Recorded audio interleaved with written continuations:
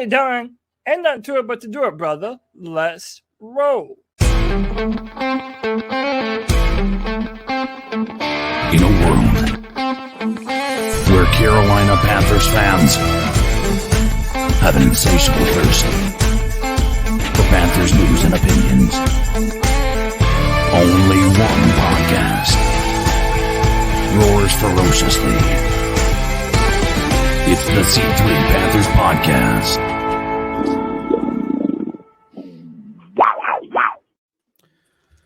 Hello, Carolina Panther fans. Welcome back to the C3 Panthers Podcast, the longest running Panthers podcast, as we are in the midst of concluding our 10th season as a podcast, which is amazing.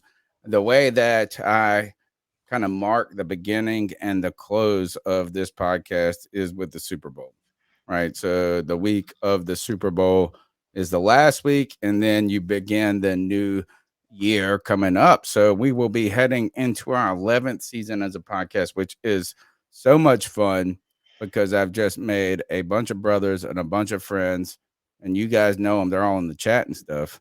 And boy, just when you think there's nothing to talk about, actually, no one thought there was going to be nothing to talk about, bro. It's Tuesday night. We got a ton to talk about, and the Carolina Panthers have started their coaching search. Oh my gosh, can we not get fooled again? That's maybe that's what the name of the show should have been if YouTube didn't care about SEO and stuff like that. Can we not get ruled again? Maybe is what it should have been. Anyway, we've got the coaching search, Tepper's wife pulling the strings. Will Harbaugh be interviewed? I have no idea. He should be. And a lot other things to talk about, whether it become who these candidates are. We've got it all for you tonight. And I'm going to do it my wheelman, my dude, my brother, Cody Lashley. The 10th season has been great rocking with you. It really has. Yes, sir. And I can't wait to rock you tonight. I'm going to fight you. Oh, dude. Bust you up. I love you, brother. No, I don't know if I should be celebrating this or whatever. But a new coach, something to talk about. Oh, dude, listen, there's always something to talk about. Like my man Kevin Gates says, we don't get tired. The Panther season is over, but the C3 season is never over, baby. We're always here doing this shit. We never go away. You're going to have to pay us just to get us to shut up. And even then, we're probably not going to do it, dude. Look, we have so much to talk about. Literally every candidate that we have ever mentioned as a possibility for the next head coach of the Panthers is either going to be interviewed or has been interviewed. Or will be named. Yeah, or will be named into that tomorrow. We have Scott Fitterer clips. We have some predictions for the playoffs that we're going to be getting into. We have theoretical trades. We're going to have a segment called QB or not QB, and that ought to be a fun discussion. And Tony Dunn, you already know that we're going to do this with the best damn Panther fans in all of YouTube. You already know them and love them. It's 910 Panther fan, Joe the Blind Panther Esquivel, D's Ill Skills, G Baby in the house, Jarrell Strickland, Jerome Shit Talking Pruitt, Ken Fokency, Levi Warren, Lynn Leon Hart. What's up, Lynn? Matt Knows Nothing, New Daddy-O, Skunkgate Mysteries, and Underground West with yours truly, Panther Pickle. Tony Dunn, ain't nothing to it but to do it, brother. Let's roll. Are you muted? If you're talking, you're muted. You're right. Oh, man, I had to roll. I was sitting here going like this. I came in there, and of course, I pulled a Greg. The number is 252-228-5098. That's 252-228-5098. You can call into the show, leave a message, and we'll get you up here. We want to know what you want to talk about. Who do you want to be the head coach of the Carolina Panthers? Has Steve Wilks done enough to get the job? Are there candidates that we need to be interviewing that we have not heard about yet, which I believe 10-4 hat, man. Where is this Harbaugh at? How is there no Harbaugh interview? I don't know. There's so much to be invested about. And man, good Lord, we haven't even started thinking about where we are at the draft. This is going to be a fun couple of weeks. This is actually a cool year for the show because we don't have to just go straight into the draft. Now we can put Matt Fool in the rear view and we can start talking about a new regime, maybe something we truly believe in. And perhaps, I don't even know if I believe in any of these guys yet. I don't know if I'm wowed by the name. CK in the house, the man with the golden pipes, the C3 Panthers podcast. How long have you been on it now? It was not too. Cody hadn't been on a year when I had started, so right around that 2018. I know I've been in the house. It was before we moved into this house. It was before COVID. 2019. Yeah, so 2019. Wow, we're getting older. I know, I'm dude, the old Together, hat, you know. We've been doing this shit, boys. We out here. Man, so but there is a lot of fun to have and talk about this. And Greg, he's unmuted. He's ready to rock and roll. Welcome back. What's up, man? Yeah, I let you take that one this time. When I saw you do it, I was like, okay, just keep my you were just like this. You were like, I know that. I seen a mug do that shit before. Before long, we'll start calling it pulling the Tony. Just letting them know we're keeping score. Wow. So, man, it's good to be here, man. I really don't know what to think about this coaching stuff. I want to hear what fans have to say, and what the C3 fans have to say, because they're usually pretty vocal about these things. No, the names zero. I mean, I know they want to. You guys are not you guys. We've heard David Tepper talk about wanting experience, and then we hear all of these guys who have no experience. No offense, I mean they have been in the NFL, but Ken Dorsey to Ben Johnson to Kafka to all have something in common, don't they? I know. Yep, they They're do. white. We're well. It also says that we are going to be moving into the age of an offensive Panthers football team, and that's a new thing for us. You know, we've always been a defensively led football team, and it's going to be very interesting. You know, Tony. But before the show, I was telling Greg, okay, normally, you know, things start to fall off, you know, from the podcast perspective after the season. But there's so much going on with coaches, with you know, potential trade options for the Carolina Panthers, this whole quarterback situation.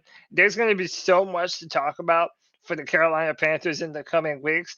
Oh, dude, you better be liked and subscribed to the C3 Panthers podcast, because we're going to be helping you navigate through all of it, baby. Every single one. And get in your cat calls now at 252-228-5098. We're going to be playing your calls a little bit later in today's show. Gentlemen, what do you say we jump into it? You want to go ahead and start this puppy up? Let's do it. Let's rock. Let's go. Swipe right, baby. Right. How are there only 59 people watching right now? I thought you said everybody's going to be interested in this shit. Dude, hey, the loyals come first, and then all the stragglers that come in. Y'all share it soon. Yeah, man. But look, without further ado, let's just jump into this coaching talk. And boy, like I said at the jump, pretty much every name of every coach that we've even considered is either going to be interviewed by the Carolina Panthers, or did I just fucking okay? I did it. Okay. Sexfinder.xyz. Why don't you subscribe and tell your sister to subscribe and get the fuck out of the chat? Straight up. So these are the people that we have either interviewed or going to interview. Steichen Caldwell they concluded his interview on Monday, and permission has been requested for Ken Dorsey, the Bills offensive coordinator, Ben Johnson, the Lions offensive coordinator, Mike Kafka, the Giants offensive coordinator, and Shane Steichen, the Eagles offensive coordinator. Do you know none of these guys can be interviewed until after the wild card week? Like until after next week is against the rule, right? If they're in the playoffs, which all of these guys are, Dorsey, Johnson, Kafka, Steichen. So these are the names that we're going to interview in a week, 10 days, 14 days. And right now, Steve Wilks walked in there. Jim Caldwell walked in there. Where the hell is Jim Harbaugh? I kind of don't think that we're going to be. I don't think that we're going to be talking to Jim Harbaugh. You know, I know you. Why? 2 hours with Denver today? I mean, you got to think about he called us, and then this didn't happen. So I'm guessing whatever conversation that David Tepper had with their representatives wasn't to the liking of either party, one or the other potentially. But you can't really get into any specifics. That's against the rules. You know what I'm saying? Like, I mean, that's literally why would that be against the rules? About like you can't go in here. I think Federer actually talked about it here. What do you mean? What do you mean getting into any specifics? About what would it qualify for you to be interested in the job? What you would need, you know what I'm saying? Like any of the details other than just saying, hey, I'm David Tepper. You can't talk about any of the specifics before the season's over. That's against the rules. Yeah, but you know what always happens. Right. But we're hearing these, like, is Harbaugh using those calls to get leverage to get another position? You know what I'm saying? Like, is there something funny about that? The call business before you can be interviewed is almost like tampering. You don't think so? I mean, I could understand if it was on another team already, right? But like if there's an express, what I imagine happened with that phone call, if I'm guessing from my perspective, is Jim Harbaugh had asked what he was looking for in a coach, and or had expressed his interest in doing that, but he wanted to have either a contractor like Matt Rule or to have the role of general manager as well, which makes this a less appealing location for him. So that could be the what had happened, and maybe it just wasn't a fit. I could also see David Tepper and Jim Harbaugh butting heads. Man, I agree with all of those. But I also think a lot of that is, well, first, I think that the media is probably making some of these, like, kind of building off of that narrative of like, hey, they talk to each other on the phone. Right. You know what I'm saying? Like, it could have been anything. It could have been like, good luck. It could have been like, hey, I hate Penn State. It could have been a lot of things. Well, this was, I just find it wild that you're going to, I just don't think you can get into too many specifics if you're really trying to do a real legitimate search where HR, you know what I'm saying, and the NFL is going to be watching this very closely. Right. I mean, think about this. Is Steve Wilks is involved in the lawsuit against the NFL about racial discrimination, particularly when it comes to front office stuff. You're trying, not you, but like, I mean, seriously, is like, you have to just be cautious with what you say and what you do if you're David Tepper. And I would think that the Jim Harbaugh news is just going to come in 3 or 4 days. I don't. I think it's still there. I don't, dude. You don't think they're gonna? If they don't interview him, they're not doing their. Dude, listen, it's not even about them, Tony. I'm telling you, there's some shit going on with Harbaugh, and what I mean with Harbaugh is there's details to that whole Michigan situation that I don't think we're. Have you heard why he got in trouble? Dude, it's not even for buying burgers. Right. Buying burgers. But it's also that's what tells me that he wanted to leave last year. Because I know that he had interviewed with the Vikings, and there were a lot of rumors that the Vikings, that basically he was going to take that job. And then for whatever reason that fell through. I don't know, man. And I also, Tony, you might not want to hear it, but like I said before, there's something that all these names have in common.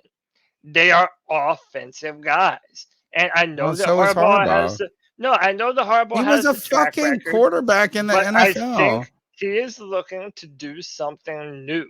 And the fact of the matter is all these other guys, they represent a newer, more modern philosophy when it comes to NFL offenses. And I think that that's the direction that Tepper wants to bring this team in. Do you feel there's any contradiction with that? What you just said, wants to do something new, where he took a risk when it came to Matt Rule, right? And he said, I want to kind of go with someone who has experience or something. This is who on this list has experience. Actually, Frank Wright does. Frank Wright, Jim Caldwell, 67. I like Jim Caldwell a lot. Jim Caldwell and Frank Wright. Dude, I wouldn't mind Frank Wright. And I know a lot of people freak out when they now hear he's that changed name. his tune. Oh my God. I never said I dislike Frank Wright. No, so you just be saying, Tony, you just made shit up and pretend that it happened, and it only happened in your head. I love being married to you. My thing is this: Frank Reich, if he has a Super Bowl ring as the offensive coordinator for the Philadelphia Eagles, and really the Indianapolis Colts for a long time tried to fix their quarterback situation, and they just never could. Even they went and got Phillip Rivers, then they went and got Carson Wentz. Then they went and got Matt Ryan. They felt like they actually had the answer to the quarterback pretty much every different year that they went into it. Also, Frank Reich lives in the Carolinas, was a once upon a time Carolina Panther player himself. You can find him in New Jersey. And so you could with Harbaugh too, baby. But Frank Wright actually played a game, I think, for the Panthers. But these are the people that we know are in the running. As of right now, Harbaugh is done until Do you not think it? All right, and this is my last thing I just want to say about the Harbaugh stuff.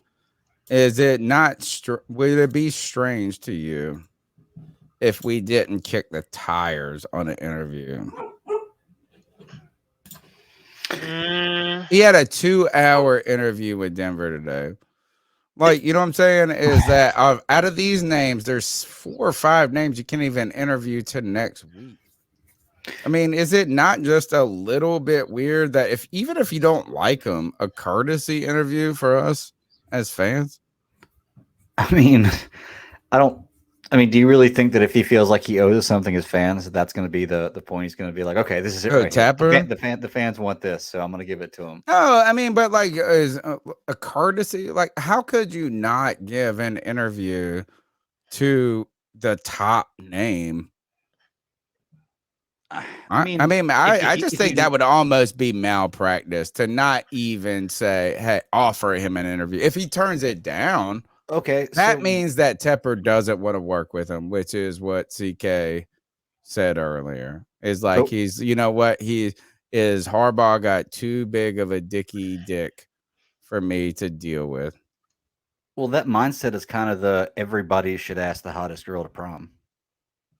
Like every guy should ask the hottest girl to prom. But what if the hot girl was smart and proven too? Okay. Let me put that. You know what I'm saying? Is like she ain't just hot. Harbaugh is not just pretty. He's actually made A's on all the tests. He's your tutor, and he's the cool. Best rounded girl. The girl that's the best. That would be the prom. Who's better rounded on that list? But what I'm saying is, you're like, if you're not going to sign him, then why interview? It's the same argument. But why would you not sign him before you even talk to him? I'll tell you, Tony. Because you're talking about wanting to go over about wanting to get the 40-year-old supermodel who has been a Victoria's Secret model since she was 20 years old. Have you seen Elizabeth Hurley? But that's what I'm saying. Like I've never seen Bedazzled. Shut the fuck. She's still the hottest girl in the room, bro. What I will tell you, though, is that is not what David Tepper wants. He wants a young, up-and-coming starlet who just got the fake tatas, who's looking nice, who's doing all the things that girls nowadays do. To transfer is that a mistake? Over, no. I feel like he's making a mistake already. He just went after Matt Rule. Right, but that's why it's not. Because he went after the team builder kind of guy. And now, obviously, there's a difference between Harbaugh and Matt Rule. But he already did the kind of thing where, he's going to get the team builder, the motivator, the rah-rah guy. That's not what Harbaugh is. No, listen. He wants the X's and O's guy, the young innovator. And if you look at this list right here, that's pretty much what a lot of these names have in common.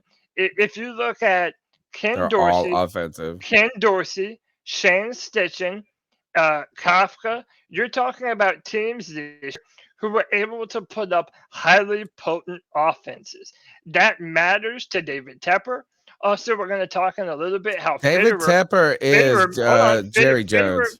Fitterer mentioned during one of his press conferences that we want to get more explosive, and we're going to be going after some of the more sexier positions now that we've spent some capital on the offensive line and on defense, meaning a wide receiver, meaning a tight end, trying to do things to really open up the dynamics of the offense. That falls right in line with going to get a coach that can optimize those kinds of players. I'm telling you, man, Ken Dorsey, I would love to hear Ken Dorsey's name continue to be floated for the Panthers. I would love to bring him home. And I even think guys like Shane Steichen are probably going to be pretty high up on the on David Tepper's list of guys to want to bring to this organization. So I know it's easier to want someone who is proven, but dude, every now and again, a coach ends up being a diamond in the rough that ends up being a coach that you can bank on a $3. Okay. All right. I've said enough about what I think. And I'm not overly trying to, I'm confounded by why Harbaugh just isn't in the pool. I mean, I understand if we didn't select him, or if you just said, you just did a courtesy interview. Your point about every now and then you find a diamond in the rough, yeah, but you know how many dudes died in the Klondike trying to mine gold, right? So I mean, yes, it's like if you want to truly be the guy who strikes it rich off of the Dogecoin. So don't laugh, Greg, because you are a meme coiner guy, and Greg's gonna buy us all island one day. But that's like the best. That's like an overly good scenario. And I'm gonna leave this, and we're gonna go to Wilks next, because we need to talk about Wilks because he was the first interview. He's done an incredible job. Joe Person wants him as the head coach. And he put that out, or thinks he has already deserved it. I'm just saying this is all the signals that came from Tepper were about making the mistake of being the flash hire, the guy with the upside, right? And the unknown. And then now you're going to give me a list of head coaches who are just offensive coordinators, and by the way, brand new ones, right? So it's not like Ken Dorsey has been successful, and I don't want to bring up why is Bieniemy's name not out there. I'll tell you why Bieniemy's name's not out there, because Andy Reid's the fucking genius, and I've been telling you guys this the whole time. But the point is like these guys, Ken Dorsey, short resume. The other guy, Kafka, short resume. Are you really trying to tell me that David Tepper again is being wooed by the fake Tatas, like you said? And so let's talk about the guy who has had proven experience, the guy who actually did something incredible, and that's Steve Wilks. Mm-hmm. Steve Wilks was he got a interview today. And my bastard son, and I almost hate calling him that now, because Kevin and I we would rock we may be brothers actually, but he said this, and I thought this was a great point, is having the first interview almost me, and he didn't go, but I was reading what he was saying. He's like, having the last interview is you have the advantage. Right. Having the first interview is the worst interview to have. And even if they're not going to interview a lot of candidates, and I sent you a clip, if you could pull this up, because right before we talk about Steve Wilks, his Fitterer was asked about how many candidates they were actually going to interview. And I was reading something to the effect of, when they were hiring a GM, they interviewed 15 candidates, but when they hired Matt Rule, they only interviewed 4. And Fitterer was talking about how many candidates they were actually going to interview. And so if you think about this, you got Wilks, you got one more Rooney Rule person, and then all of these little baby boys. Do you got that clip, or did I say it? Gotcha, dog. Thank you. You know, it's not going to be a large group, you know, but we're not going to get too far into that again, but it's not going to be large. It's not going to be a large group. That's all he said, right? So he's automatically, and Wilks got the first job. Did Wilks do the incredible? He's the only defensive name, Cody. Is Wilks really already out on day one? It feels like it. No. I almost feel like his hand is being forced because between the players, the former players, the fans, there's just too much momentum going in Wilks's favor. And I don't think that's a bad thing, but I'll tell you the one thing that causes me concern with regard to Wilks, and it's not Wilks as a whole. It's one of our biggest problems has been offense, right? Our offense, you know, for even even while under Cam, it was very, with Cam on the roster, was very unpredictable and very 1 month to the, or one year to the next, just completely different. And a lot of that has to do with, we had different, coordinators and all that stuff. But here's the issue I have with hiring another defensive guy as a head coach, is that means that we're going to have to hire an offensive coordinator, right? Well, an offensive coordinator after one good year is going to get poached for a head coaching job in today's NFL. Like Ken Dorsey, like Kafka, like all these, everybody we're interviewing. Right. And so you have, my concern is less about whether Steve Wilks is going to be able to do an effective job, and it's more about the fact that we're going to have a new offensive coordinator pretty much yearly if we can put together a decent offense. You're less likely to have that with a defensive coordinator because they're not getting poached every single season when you have a good season, right? And so my point being is it is, and even if they do, you have a coach who is a slightly more oriented towards the defense, who can that's help what I'm saying. tutor the new guy coming in. He can't tutor a new OC. I'm with you. I'm 100 backing you on this. Well, that, and the fact that if you had an offensive coordinator or offensive minded head coach, you're putting yourself in a better position as far as, like, if you do have your offensive coordinator poached from your organization, well, now you have an offensive minded head coach. That's going to limit that impact of something like that causing a big hole in your offense the 1 year to the next. A bigger loss. So I feel like if you have an offensive minded head coach, you have less of a loss when you lose an offensive coordinator, and you're less likely to lose a defensive coordinator in today's NFL. And so I just put those two and two together, and I don't know. I feel like it adds up to maybe Steve Wilks is not the guy, especially if you're concerned about consistency in our organization moving forward.